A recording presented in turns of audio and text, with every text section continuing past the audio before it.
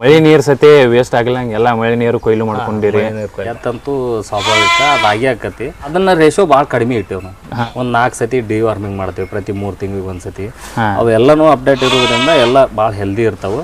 ಮನ್ಯಾಗ ನೋಡಿ ಅಥವಾ ಇನ್ನೊಂದ್ ಕಡೆ ಯಾರೋ ಹೇಳಿದ್ದು ಕೇಳಿ ನಾವು ಈ ನಾರಿ ಸುವರ್ಣ ಭಾಳ ಚಲೋ, ಡಾರ್ಪರ್ ಭಾಳ ಚಲೋ, ಆಮ್ಯಾಗ ಈ ಬಂಡೂರು ಇಂಥವೆಲ್ಲಾನು ಸಾಕಂತ ನಾವು ಹೋದ್ರೆ ನಮ್ಮ ಕ್ಲೈಮೇಟಿಗೆ ಅವು ಸೆಟ್ ಹಾಕವಿಲ್ಲ ಮೊದಲು ನೋಡ್ಕೊ. ನೀವು ಈ ಸಾಕಾಣಿಕೆ ಮಾಡುವಾಗಿಂದ ಹಿಂಗೆ ಹೇರಲ್ರಿ ಆಗಲೇ 3 ದಿನದಕ್ಕಿಂತ ಅವು ಆರಾಮಿಲ್ಲ ಅಂತೇಳಿ ಹಿಂಗೆ ಇವು ಪ್ರಾಣಿ ಆಯ್ತು ಸತ್ತಿದ್ದು ಐತ್ರಿ? ಐತಿ ಅದು ಸ್ವಾಭಾವಿಕ. ಅದು ಎಲ್ಲಾನು ಬದುಕಿಸ್ಕೋಕಾಗೋದಿಲ್ಲ. ಡೆತ್ ಅಂತೂ ಸ್ವಾಭಾವಿಕ ಅದಾಗಿ ಆಕತಿ. ಅದನ್ನ ರೇಷೋ ಭಾಳ ಕಡಿಮೆ ಇಟ್ಟೇವ್ ನಾವು. 1% ದಾಟ್ಸಿಲ್ಲ ನಾವು ಯಾವಾಗಲೂ. ಯಾಕಂದ್ರೆ ಅಷ್ಟು ಕೇರ್ಫುಲ್ ಆಗಿ ನೋಡ್ಕೊಂಡು ಡಿವಾರ್ಮಿಂಗ್ ಮಾಡೋದಿರಲಿ, ವ್ಯಾಕ್ಸಿನ್ ಮಾಡೋದಿರಲಿ, ನಾವು ಅದನ್ನ ಅಪ್ಡೇಟ್ ಅದೀವಿ ಎಲ್ಲದಕ್ಕೂ. ಅಂದ್ರೆ ವರ್ಷದಾಗ ಒಂದು 4 ರಿಂದ 5 ಸತಿ ವ್ಯಾಕ್ಸಿನ್ ಮಾಡೋದು ಬರ್ತೈತಿ. ಒಂದು 4 ಸತಿ ಡಿವಾರ್ಮಿಂಗ್ ಮಾಡ್ತೇವೆ ಪ್ರತಿ 3 ತಿಂಗಳಿಗೆ ಒಂದ್ಸತಿ. ಅವೆಲ್ಲನೂ ಅಪ್ಡೇಟ್ ಇರೋದ್ರಿಂದ ಎಲ್ಲ ಭಾಳ ಹೆಲ್ದಿ ಇರ್ತಾವೆ. ಅಚಾನಕ್ ಆಗಿ ಒಂದೊಂದು ಏನೋ ಹಾರ್ಟ್ ಅಟ್ಯಾಕ್ ಆಗೋದು ಏನೋ ಇನ್ನಿತರ ಕಾರಣಕ್ಕೆ ಕೆಲವೊಂದು ಅಕ್ಕಾವು ಆಗೋದಿಲ್ಲ ಅನ್ನೋಂಗಿಲ್ಲ. ಅದು ಕಡಿಮೆ, ಭಾಳ ಡೆತ್ ರೇಷೋ ಭಾಳ ಕಡಿಮೆ ಐತಿ. ಅದಕ್ಕೆ ರೀ ಒಬ್ಬೊಬ್ರು ಏನು ಮಾಡ್ತಾರೆ ರೀ, ಹಿಂಗೆ ತೊಗೊಂಬಂದು ಕ್ಲೈಮೇಟಿಗೆ ಸೆಟ್ ಆಗಲಿಲ್ಲ ಮತ್ತು ಹಿಂಗೆ ಕಟ್ಟಿ ಮೇಯಿಸ್ತಿರ್ತಾರಲ್ರಿ, ಅವು ಪ್ರಾಣಿ ಅವಕ್ಕೆ ಹೊಂದ್ಕೊಲಿಲ್ಲ ಅಂದ್ರೆ ಅವೆಲ್ಲ ಹಿಂಗೆ ಸಾಯಕತ್ತು ಅಂದ ಕೂಡಲೇ ಇದನ್ನು ಮಾಡೋದನ್ನು ಬಿಡ್ತಾರೆ ರೀ ಅವ್ರು. ನಮ್ದು ಲುಕ್ಸಾನ್ ಐತೆ ಅಂತ ಹೇಳ್ರಿ. ಹೌದೌದು ಅವ್ರು ಯಾಕಂದ್ರೆ ಮೊದ್ಲೇಕ ತಳಿ ಆಯ್ಕೆ ಭಾಳ ಮುಖ್ಯ ಆಕತಿ. ನಾವು ಸುಮ್ಮ ಯಾವ್ದಾರ ಈಗ ಯೂಟ್ಯೂಬ್ನ್ಯಾಗ ನೋಡಿ ಅಥವಾ ಇನ್ನೊಂದು ಕಡೆ ಯಾರೋ ಹೇಳಿದ್ದು ಕೇಳಿ ನಾವು ಈ ನಾರಿ ಸುವರ್ಣ ಭಾಳ ಚಲೋ, ಡಾರ್ಪರ್ ಭಾಳ ಚಲೋ, ಆಮ್ಯಾಗ ಈ ಬಂಡೂರು ಇಂಥವೆಲ್ಲಾನು ಸಾಕಂತ ನಾವು ಹೋದ್ರೆ ನಮ್ಮ ಕ್ಲೈಮೇಟಿಗೆ ಅವು ಸೆಟ್ ಹಾಕವಿಲ್ಲ ಮೊದಲು ನೋಡ್ಕೋಬೇಕು.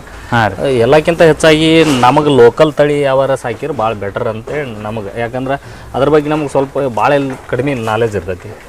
ಈಗ ಈ ಹೊಸ ತಳಿ ಅವೆಲ್ಲಾನು ಭಾಳ ಅಂದ್ರೆ ತಳಿ ಅಭಿವೃದ್ಧಿ ಆಗಿದ್ದು ಇರ್ತಾವೆ. ಅವೆಲ್ಲಾನು ಅಷ್ಟು ದೂರ ಹೋಗ್ಬೇಡ, ತಳಿ ಅಭಿವೃದ್ಧಿ ಆಗಿದ್ದು ಇರ್ತಾವೆ. ಅದಕ್ಕೆ ಅವು ಸ್ವಲ್ಪ ಅವ್ನು ಭಾಳ ಕೇರ್ಫುಲ್ ಆಗಿ ನೋಡ್ಬೇಕಾಗತಿ. ನಾವು ಕೊಡುವಂಥ ಆಹಾರದೊಳಗೆ ವ್ಯತ್ಯಾಸ ಆಗ್ಬೋದು, ನೀರೊಳಗೆ ವ್ಯತ್ಯಾಸ ಆಗ್ಬೋದು, ಅಥವಾ ಟೈಮ್ ಟು ಟೈಮ್ ಅವೆಲ್ಲ ಜಾಸ್ತಿ ಮೆಡಿಸಿನ್ ಯೂಸ್ ಮಾಡ್ಬೇಕು ಅವಕ್ಕೆಲ್ಲ.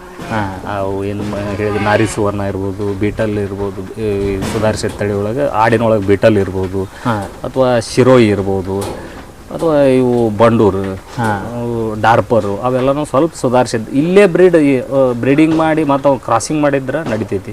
ಪ್ಯೂರ್ಲಿ ತಂದಾಗ ಸ್ವಲ್ಪ ನಮ್ಗೆ ಕಷ್ಟ ಆಗತ್ತೆ.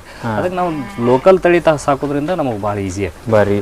ಇದೆಲ್ಲ ಹಿಂಗೆ ನಮ್ಮ ಸೈಡ್ ಎಲ್ಲ ಮೇದಾಡಿ ಇಲ್ಲಿ ನಮ್ಮ ಕ್ಲೈಮೇಟ್ಗೆಲ್ಲ ಅಡ್ಜಸ್ಟ್ ಹಾಕೋ ಅಂದ್ಮೇಲೆ ರೀ ನಾವು ಇದನ್ನ ಮಾಡೋದು ಚಲೋ ರೀ. ಬೇರೆ ಎಲ್ಲ ತೊಗೊಂಬಂದು ಮಾಡ್ತಾವ ಅಂದ್ರೆ ಅವು ಇಲ್ಲಿ ನಮ್ಮ ಕ್ಲೈಮೇಟಿಗೆ ಅಡ್ಜಸ್ಟ್ ಆಗಲಿಲ್ಲ ಅಂದ್ರೆ ಅವಕ್ಕೆಲ್ಲ ಕಷ್ಟ ಆಗತ್ತೆ. ಸ್ಟಾರ್ಟಿಂಗಲ್ಲಿ ನಾನು ಕೇಳ್ಬೇಕಂದ್ರೆ ಸ್ಟಾರ್ಟಿಂಗಲ್ಲಿ ನಮ್ಮ ಲೋಕಲ್ ತಳಿ ಮಾಡಬೇಕು.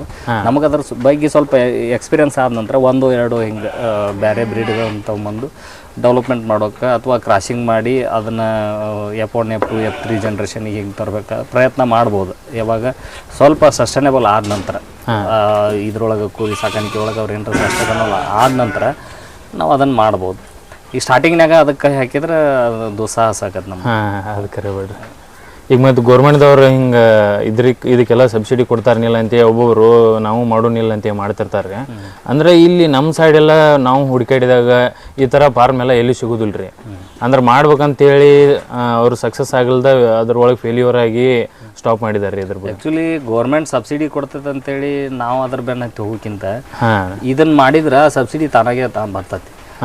ಅವ್ರು ಬರೇ ಸಬ್ಸಿಡಿಗೋಸ್ಕರ ನಾವು ಏನಾರ ಆ ಸಬ್ಸಿಡಿ ತಕ್ಕೋಬೇಕು ಅಂತೇಳಿ ಆ ಪ್ರಾಜೆಕ್ಟ್ ಮಾಡಕ್ ಹೋದ್ರೆ ನಾವು ಕೈ ಸುಟ್ಕೊಂತೇವೆ, ಫೇಲ್ ಹಾಕೇವಲ್ಲಿ. ನಮಗೆ ಮಾಡಕ್ ಇದ್ರ ಬಗ್ಗೆ ಇಂಟ್ರೆಸ್ಟ್ ಇರ್ಬೇಕು.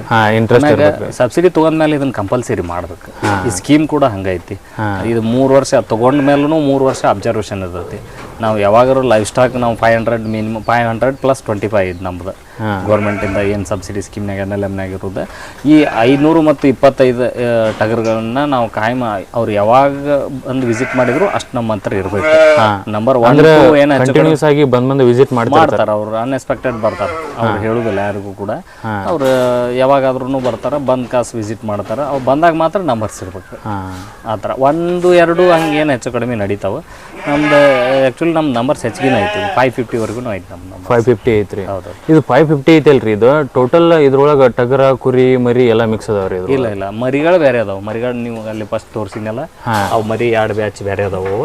ಅಂದ್ರೆ ಮರಿನ ನಾವು ಡೇ ಟೈಮ್ನಾಗ ಆ ಕಡೆ ತೆಗೆದು ಹಾಕಿ ಮೇಯಿಸ್ತಿರ್ತೀವಿ. ನೈಟ್ ಟೈಮ್ ಅವ್ರ ತಾಯಿ ಕಡೆನ ಬಿಟ್ಟಿರ್ತೀವಿ. ಹಾಲು ಕುಡಿದು ಅಲ್ಲೇ ಅವ್ರ ತಾಯಿ ಜೊತೆಗೆ ನೈಟ್ ಟೈಮ್ ಮಾಡ್ಕೊಂತಾವೆ. ಡೇ ಟೈಮ್ ಬೇರೆ ಹಾಕಿ ಅವನು ಸಪ್ರೇಟಾಗಿ ಮೇಯಿಸ್ತೀವಿ. ಅಂದ್ರೆ ಅದು ಮಾರಾಟಕ್ಕೆ ಸಪ್ರೇಟಾಗಿ ಅದಕ್ಕೆ ಮೇಯಿಸ್ತೇವೆ. ಅಂದ್ರೆ ತಿಂಗಳಿಗೊಮ್ಮೆ ಮಾರ್ತೀರಿ ಏನು ಹೆಂಗೆ? ಹಾಗೇನಿಲ್ಲ, ಈಗ ನಮ್ಗೆ ಈ ಬ್ಯಾಚ್ ರೆಡಿ ಆಯ್ತು, ಈಗ ಒಂದೊಂದು ಸೀಸನ್ ವೈಸ್ ಭಾಳ ಇಳಿತಾವೆ ನಮ್ಮ. ಈಗ ಈ ಹೆಸರಿನ ಹಾಕ್ಲ ಅಂತೀವಿ ನಾವು, ಮುಂಗಾರಿ ಕಟಾವು ಸಂದರ್ಭ ಬರುತ್ತಲ್ಲ ಆ ಸಂದರ್ಭದಾಗ ಜಾಸ್ತಿ ಮರಿ ಹಾಕ್ತಾವೆ. ಹಿಂಗಾರಿ ಕಟಾವು ಅಂದ್ರೆ ಕಡ್ಲಿ ಗಿಡ್ಲಿ ಕೀಳ್ತೇವೆ, ಹತ್ತಿ ಹೊಲ ಹಾಳಾಕ್ಕವು, ಆ ಟೈಮ್ನಾಗೂ ಮರಿ ಭಾಳ ಜಾಸ್ತಿ ಹಾಕ್ತೈತಿ. ಅವು ಉಳಿದ ಟೈಮ್ನಾಗ ಸ್ವಲ್ಪ ಕಡಿಮೆ ಮರಿ ಹಾಕೋದು, ಭಾಳ ಕಡಿಮೆ ರೇರ್ ಇರ್ತೈತಿ. ಹಂಗೆ ಒಂದೊಂದು ಟೈಮ್ ಜಾಸ್ತಿ ಇರ್ತಾವೆ, ಒಂದೊಂದು ಟೈಮ್ ಕಡಿಮೆ ಇರ್ತಾವೆ. ನಮ್ಮ ಮರಿ ಎಲ್ಲ ಬುಕ್ಕಿಂಗ್ ಇರ್ತೈತಿ, ಅಡ್ವಾನ್ಸ್ ಬುಕ್ಕಿಂಗ್ ಇರ್ತೈತಿ. ನಮ್ಗೆ ಪ್ಯಾಟ್ನಿಂಗಿಗೆ ಒಯ್ಯವರು ಅಡ್ವಾನ್ಸ್ ಆಗಿ ನಮ್ಮ ಕಡೆ ಬುಕ್ ಮಾಡಿರ್ತಾರೆ.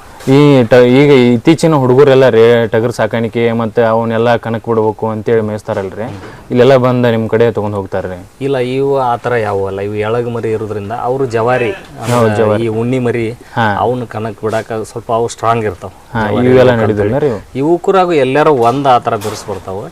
ಈ ಕೂರಾಗ ಯಾವ ಹಂಗೆ ಅಷ್ಟು ಹೊಡೆದಾಡೋಕ್ಕಾಗೋದಿಲ್ಲ. ಇದು ಪ್ಯಾಟ್ನಿಂಗಿಗೆ ಅಂದ್ರೆ ಇದ್ರಾಗ ಮಾಂಸ ತೂಕ ಮತ್ತು ಇದು ಭಾಳ ಫಾಸ್ಟಾಗಿ ಗ್ರೋತ್ ಆಗತ್ತೆ, ತೂಕ ಜಾಸ್ತಿ ಬರ್ತೈತಿ. ಅಂದ್ರೆ ಇದು ಮಟನ್ ಶಾಪ್ ಮೀಟ್ ಪರ್ಪಸ್ ಅಂತೇಳಿ ಏನು ಮಾಡ್ತಿರ್ತಾರಲ್ಲ, ಈ ಬಕ್ರೀದ್ ಬ್ಯಾಚು ಹಿಂಗೇನು ಮಾಡ್ತಿರ್ತಾರಲ್ಲ ಅಂಥವ್ರು ಇಲ್ಲಿ ನಮ್ಮ ಕಡೆ ಭಾಳ ಬಂದು ಹೋಗ್ತಾರೆ. ಅಂದ್ರೆ ಜಾಸ್ತಿ ಹಿಂಗೆ ಬಕ್ರೀದ್ ಹಿಂಗೆ ಹಬ್ಬಿದ್ದಾಗ ಮತ್ತು ಈ ಮಟನ್ ಶಾಪ್ಗೆಲ್ಲ ಅವ್ರು ಇಲ್ಲೇ ಬಂದು ತೊಗೊಂಡು ಹೋಗ್ತಾರೆ? ಇಲ್ಲ, ಅವ್ರು ತೊಗೊಂಡೋಗಿ ಅವ್ರು ಮೇಯಿಸಿ ಬಕ್ರೀದು ಅಥವಾ ಹಿಂಗೆ ಮಟನ್ ಶಾಪಿಗೆ ಕೊಡ್ತಾರೆ. ನಮ್ಮ ಕಡೆ ಒಯ್ಯವರು ಮೇಯ್ಸಾಕ ಹೋಯ್ತಾರೆ. ಈಗ ಯಾರು 2.5-3 ತಿಂಗಳ ಮರಿ ಹೆಚ್ಚಾನ ಕಟಿಂಗಿಗೆ ಒಯ್ಯೋದು ಕಡಿಮೆ.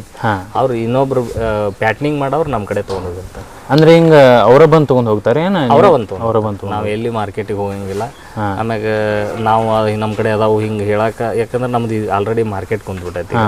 ನಾವು ನಮ್ಮ ಕಡೆನೇ ಬಂದು ಅವ್ರು ಅಂದ್ರೆ ನಮ್ಮ ಕಡೆ ಡಿವಾರ್ಮಿಂಗ್ ಮಾಡಿ, ವ್ಯಾಕ್ಸಿನ್ ಮಾಡಿ, ಅವಕ್ಕೆ ತಿನ್ನಕ್ಕೆ ಫೀಡಿಂಗ್ ಎಲ್ಲ ರೂಢಿ ಮಾಡಿ, ಅವಕ್ಕೆ ಅಂದ್ರೆ ಸ್ಟಾಲ್ ಫೀಡಿಂಗಿಗೆ ರೆಡಿ ಇಟ್ಟಿರ್ತೇವೆ ನಾವೆಲ್ಲನೂ. ಮತ್ತು ಅದು ಚೆನ್ನಾಗಿ ಬಂದಿರ್ತಾವೆ ಮರಿ ಎಲ್ಲನೂ. ಹಂಗೆ ಚೆನ್ನಾಗಿ ಬಂದಿರೋದಕ್ಕೆ ನಮ್ಗೆ ಕಸ್ಟಮರ್ ಕಂಟಿನ್ಯೂಸ್ ಆಗಿ ನೀವು ಫಸ್ಟ್ನಾಗ ಇಲ್ಲಿ ನಿಮ್ಮ ಕಡೆ ಅದಾವಂತ ಹೆಂಗೆ ಪ್ರಮೋಷನ್ ಮಾಡಿರಿ ನೀವು ಸ್ಟಾರ್ಟಿಂಗ್ ಮಾಡಿದಾಗ? ನಾವು ಸ್ಟಾರ್ಟಿಂಗ್ ಮಾಡಿದಾಗ ಮಾರಾಟಕ್ಕೆ ನಾವು ಮಾರ್ಕೆಟಿಗೆ ಹೋಗಿದ್ವಿ. ಮಾರ್ಕೆಟಿಗೆ ಹೋದಾಗ ಅಲ್ಲಿ ಕೆಲವೊಂದಷ್ಟು ಮಂದಿ ಭೇಟಿ ಆದ್ರೆ ನಮಗೆ ಹಿಂಗೆ ಅಂತ. ನಾವು ಪ್ಯಾಟ್ನಿಂಗ್ ಮಾಡಿ ಮಾರ್ತಿದ್ವಿ ಅವಾಗ. ಅಲ್ಲಿ ಕೂಡ ನಾವು ಮರಿ ಪರ್ಚೇಸಿಗೆ ಹೋದಾಗ ಮರಿ ತರಕ್ಕೆ ಆ ಕಡೆ ಮಂಡ್ಯ, ಮೈಸೂರು, ಹಾಸನ ಕಡೆ ಬರ್ತಿತ್ತಲ್ಲಿ ಮರಿ ತರಕ. ಅವ್ರು ಎಳಗ ಮರಿ ತೊಗೊಂಡು ಮಾರ್ಕೆಟ್ನಾಗ ತೊಗೊಂಡು ಹೋಗಿದ್ರು. ಅವ್ರನ್ನೆಲ್ಲ ಕಾಂಟ್ಯಾಕ್ಟ್ ಮಾಡಿ ನಮ್ಮ ಕಡೆ ಹಿಂಗೆ ಎಳಗ ಮರಿ ಸಿಗ್ತಾವೆ ಅಂತೇಳಿ ಸ್ಟಾರ್ಟಿಂಗ್ ಎಲ್ಲ ನಾವು ಮಾರ್ಕೆಟ್ ಮಾಡ್ಬೇಕಂದ್ರೆ ಆ ಟ್ರಬಲ್ ನಮಗೂ ಆಗೈತಿ. ಬಟ್ ಈಗ ಸದ್ಯಕ್ಕೆ ನಮ್ದು ಮಾರ್ಕೆಟ್ ಐತಿ. ಇನ್ನು ಇಲ್ಲಿ ಲೋಕಲ್ ಅವ್ರಿಗೆ ಸಾಕಷ್ಟು ಜನ ಕೇಳಿದ್ರು ನಮ್ಗೆ ಕೊಡೋಕ್ಕಾಗಿಲ್ಲ, ಮರಿಗಳನ್ನು ಕೊಡೋಕ್ಕಾಗಿಲ್ಲ. ಯಾಕಂದ್ರೆ ಆ ಕಡೆ ಜಾಸ್ತಿ ಬೇಡಿಕೆ ಇರೋದ್ರಿಂದ ಅವ್ರು ಬಲ್ಕಾಗಿ ಒಯ್ತಾರೆ. ಬಲ್ಕಾಗಿ 100 ಇದ್ರೂ ಒಯ್ತಾರೆ, 50 ಇದ್ರೂ ಒಯ್ತಾರೆ. ಆ ಥರ ಒಯ್ದ್ರಿಂದ ಸ್ವಲ್ಪ ಇಲ್ಲಿ 1-2 ಕೊಡೋಕೆ ನಮ್ಗೆ ಚಲೋ ಕೊಟ್ಟಿವಿ ಅಂದ್ರೆ ಆಮ್ಯಾಗ ಆ ಮರಿಗಳು ಇವರು 1-2 ಒಯ್ಯವ್ರು ಅಗದಿ ಚಲೋ 2 ಮರಿ ಒಯ್ತಾರೆ. ಉಳಿದ ಮರಿಗಳು ಪಾಪ ಕಡಿಮೆ ರೇಟಿಗೆ ಅವ್ರಿಗೆ ಕೊಟ್ಟಂಗೆ ಆಗುತ್ತೆ. ಅದಕ್ಕೆ ಎಲ್ಲನೂ ಸೇರಿ ಒಂದೇ ಸತಿ ಕೊಡುವಂಥ.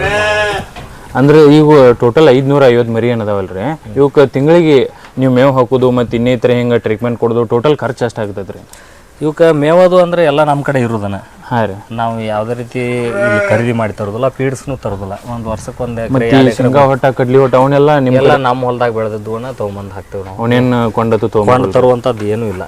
ಜೋಳದ ಮೇವು ಇರ್ಬೋದು, ಈ ಶೇಂಗಾ ಹೊಟ್ಟು ಕಡಿಮೆ ನಮ್ಮ ಕಡೆ ಸಿಗೋದು. ಹಂಗೆ ಎಲ್ಲರೂ ಐತಿ ಅಂದ್ರೆ ನಮ್ಮ ರಿಲೇಷನ್ ಇದ್ದಲ್ಲಿ ಎಲ್ಲರೂ 1 ಗಾಡಿ 2 ಗಾಡಿ ತೊಗೊಂಬಂದು ಅದ್ರ ಮಿಕ್ಸ್ ಮಾಡ್ಕೊಂಡಿರ್ತೇವೆ. ಅದು ಬಿಟ್ಟರೆ ನಮ್ಮ ಕಡೆ ಕಡ್ಲಿ ಹೊಟ್ಟು, ಜೋಳದ ಮೇವು ಇವೆಲ್ಲನೂ ನಮ್ಮ ಕಡೆ ಸಿಗುವಂಥದ್ದನ್ನ ಇದು.